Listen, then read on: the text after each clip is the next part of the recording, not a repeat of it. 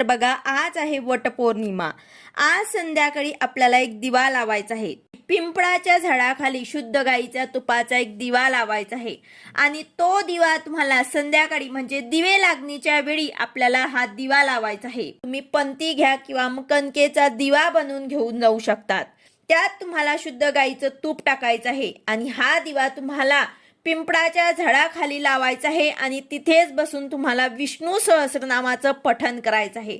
जर तुमच्याने शक्य नसेल तर तुम्ही ओम नमो भगवते वासुदेवाय नमः या मंत्राचा जप सुद्धा करू शकतात.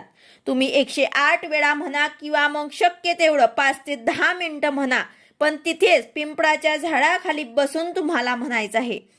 फुलवात किंवा वात सुद्धा लावू शकतात. फक्त वात लावताना हे लक्षात ठेवा की तुम्ही दक्षिण दिशेला तोंड करून नका लावू. बाकी दुसरी दिशा कोणत्याही दिशेला जर तुम्ही दिवा लावलात तरी सुद्धा चालेल. तर हा उपाय